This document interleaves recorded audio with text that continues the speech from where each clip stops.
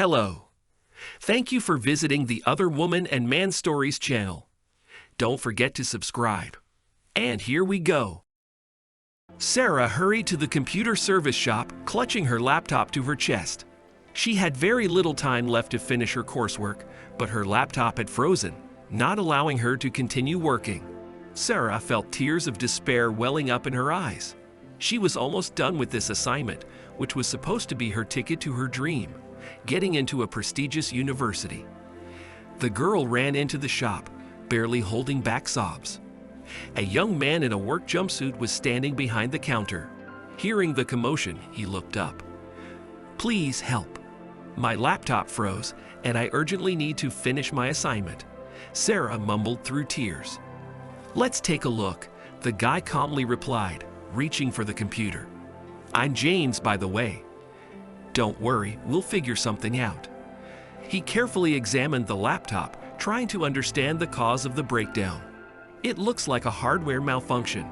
Unfortunately, I won't be able to fix it today. I need time for diagnostics and replacing parts."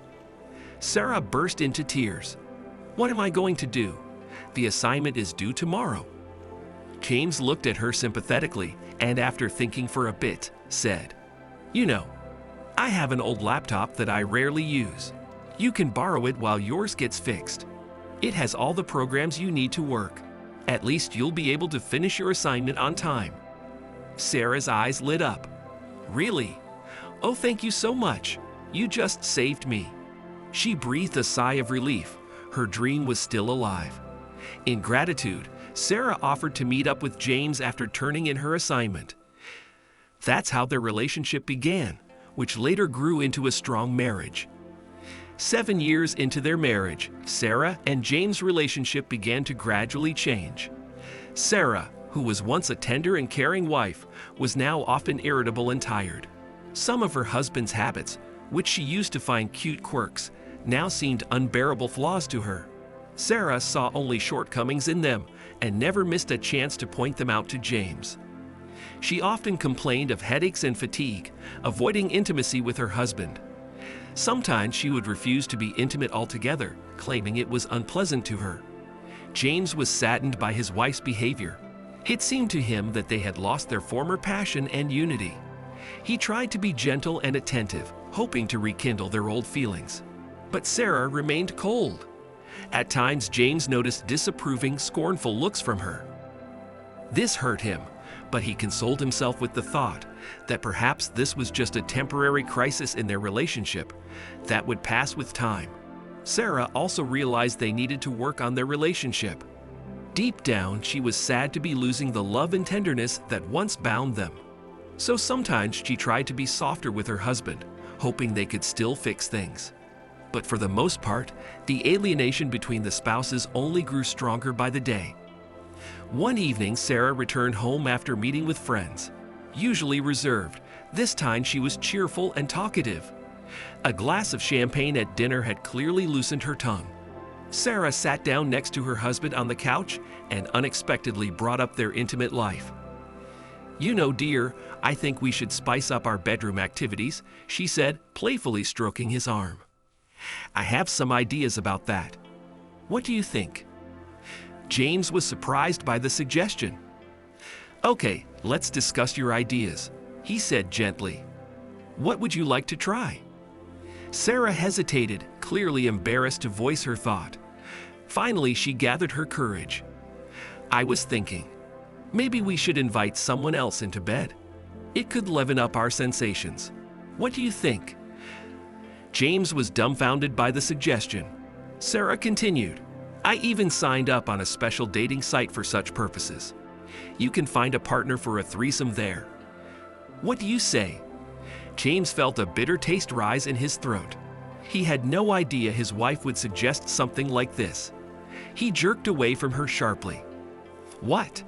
Invite someone else into our bed? Are you out of your mind?" he exclaimed.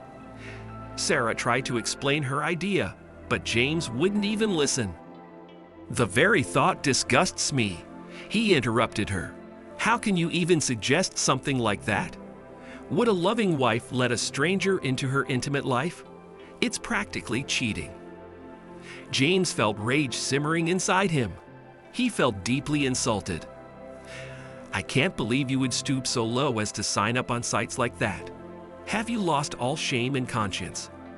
Sarah tried to justify herself, but James had heard enough.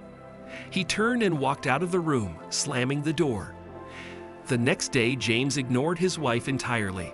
He was boiling with indignation at her actions and couldn't even look at her. That evening, Sarah begged him for forgiveness in tears. She said she had no idea how much it would hurt his feelings. With difficulty, James made himself say he forgives her. It was then that the thought crept into the man's mind to test his wife's fidelity. He was curious how far she would be able to go in fulfilling her desire. The plan stewed in his mind for several weeks, and James wondered if he should go through with it. After all, there might be no going back. He understood that by doing so he risked irreparably destroying their relationship, but his nagging curiosity prevailed. James told Sarah he was going on a business trip. The pretext was fabricated, of course. There was no business trip. At work, he took time off at his own expense and rented an apartment near their home for 2 weeks. He decided to ask his old friend John, whom his wife had never seen, to participate in his charade. John was surprised but didn't refuse to help, as he himself had recently broken up with his girlfriend because of her infidelity. He wanted to support James in his difficult endeavor. First, they created a page with information about 2 men looking for an attractive woman for bedroom experiments. John posted photos, some of his own and some taken from the internet. In the About Me section, he also wrote that he wouldn't mind having fun with married women. To James' great disappointment, Sarah responded very quickly to this profile. She willingly engaged in correspondence and shared her most candid fantasies. James could barely contain his anger reading the words of his own wife addressed to strange men. Sarah candidly shared in the correspondence that her husband did not accept her desires, so she decided to satisfy her needs elsewhere. James became curious how far Sarah would be able to go. How much conscience would she have to keep up this game? Would she go all the way and actually meet up with the mysterious strangers from the internet? He started suggesting they meet up to get to know each other better. But his wife surprised him. She immediately asked about that very threesome nighttime encounter that their acquaintance was intended for. It was decided that John would meet Sarah at a cafe, and together they would go to the apartment, where the third man would be waiting. The day was set. James and John developed a plan of action, discussed everything, and began waiting for the big day. James even started to feel that this was his mission, to expose the unfaithful wife and maybe even punish her. He vividly imagined the scene of her walking into the room blindfolded, and then he would remove the blindfold and the adulteress would be faced with her husband in the flesh. He wanted his wife to fall to his feet begging for forgiveness, while he would decide whether to have mercy on her or not. On the appointed day, the men discussed the plan once more. James stayed to wait for the couple in the apartment while John left for his meeting with Sarah. The husband paced the room like a caged tiger. Adrenaline was through the roof and he couldn't calm down.